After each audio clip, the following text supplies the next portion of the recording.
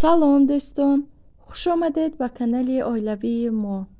Бинед беруни мо чӣ хел офтобакӣ сабзи хуш рӯй кардааст, гулҳо шукуфтаанд. Бо ман бошед.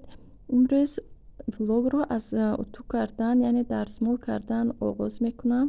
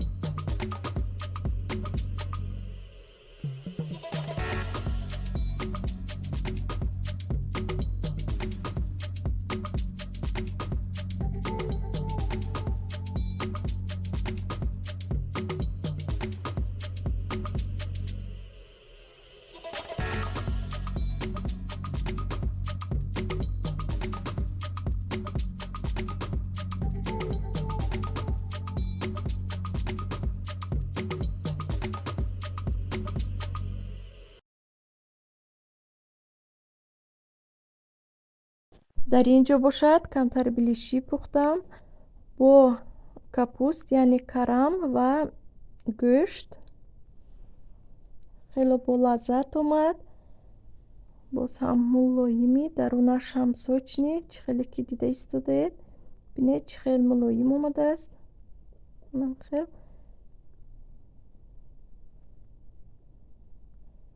дарунашам нишон диҳам.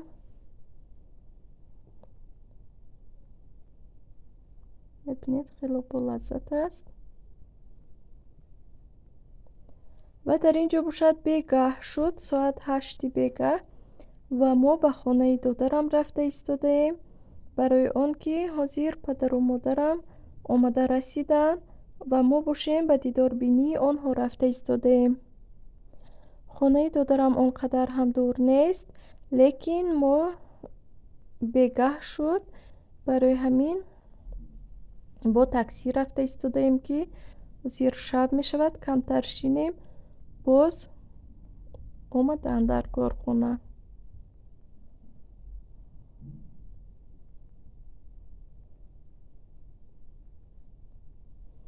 ана мо расидем ба даруни хона.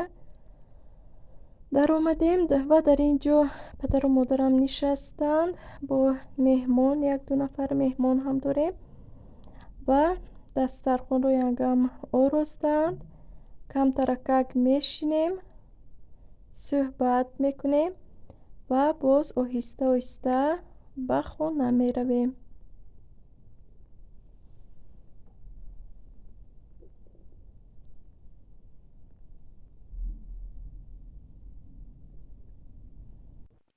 бо хоҳиши як хоҳарамон тайёр кардани печениҳои трубочкаро нишон медиҳам. бо ман бошед. барои хамири мо 700 грамм орд, 1 дона зардии тухм, камтаракак намак, 10 грамм разрихли тел, 200 грамм сливочное масло, 200 грамм сметана лозим аст. аввал анами хел ордро аз ордбезак мегузаронем ва 200 грамм сливочное маслоро ҳамроҳ карда бо дастомон ба орд табдил медиҳем ё ин ки ба омочак.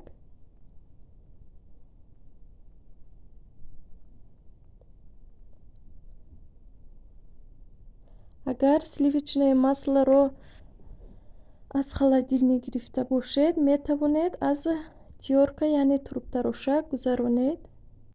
баъд аз омехта кардани равған ва орд, ҳамаи маҳсулотҳоро як як ба орду равған ҳамроҳ карда хамири миёна тайёр мекунем.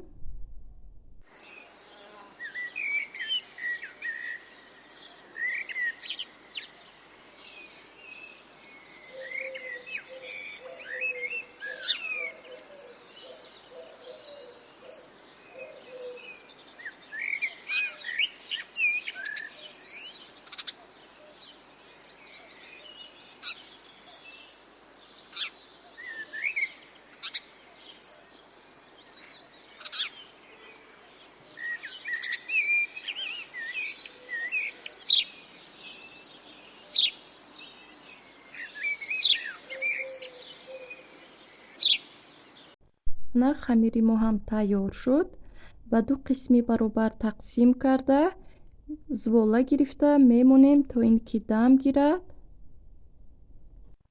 раҳмат духтаро ки моро дастгирӣ мекунед, комментарияҳои нағз менависед. худованд аз ҳар яки шумо розӣ бошад. худо хоҳад видеоҳои нав ба нав шуморо интизор аст. акнун чӣ хеле ки мебинед зволаҳоро гирифта ана ҳамин хел тунук мекунем. ногуфта намонад, ин хел кулчақандро шумо метавонед бо хамири бо дрож ва боз ҳам бо слоёни теста яъне хамири қабат қабат тайёр кунед. имрӯз бошад чӣ хеле ки шумо дидед, ман бо хамири песочни тайёр кардам ва кремашро низ шумо метавонед ҳар хел кунед, яъне аз сафедии тухм ва шакар, сливки, чӣ хеле ки крем ба шумо писанд бошад. Ва имрӯз бошад ман бо сливочное масло ва сгущёное молоко кремашро тайёр мекунам. зуволаро ки тунук карда тамом кардем, ана ҳамин хел ба қисмҳо анамхел ҷудо мекунем ва ба гирди трубочкамон мепечонем. Ногуфта намонад, ман трубочкаи магазинӣ надоштам ва ин бошад ваи ғалтак ҳаст, медонед ғалтакҳое ки мефурӯшанд, ғалтакҳои калон, яъне риштаҳои барои мошина барои дӯхтан. даруни ҳамонҳоро гирифта як дуто аз вай сохтам, рӯяшро бо фолга маҳкам кардам ва дигарашро бошад бо газет, чӣ хеле ки пештар семичкаҳоро ба хотиратон бошад, ба даруни ҳамин хел клок мегӯянд, ҳамин хел гирифта медоданд, ҳамин хел сохтам ва аз болояш фольга печонда трубочкаҳоро ҳамин хел тайёр кардам. трубочкаи мо тайёр шуд. Акнун ба қисми крем тайёр кардан мегузарем.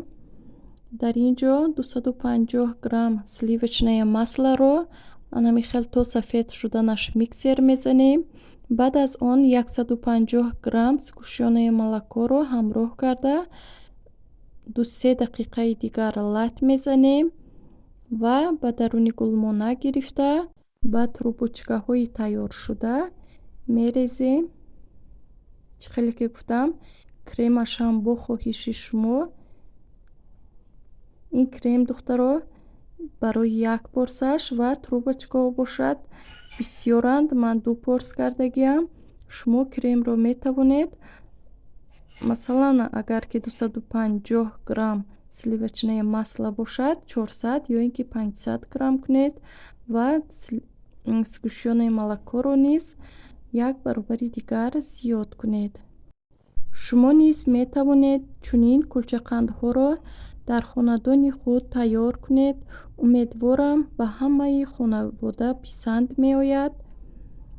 агар видеоҳои мо ба шумо писанд омада бошад, лайкро фаромӯш насозед ва агар имконият бошад ба ёру дӯстонатон поделитсия кунед. хайр дӯстон, то видеоҳои оянда дар паноҳи худо бошед.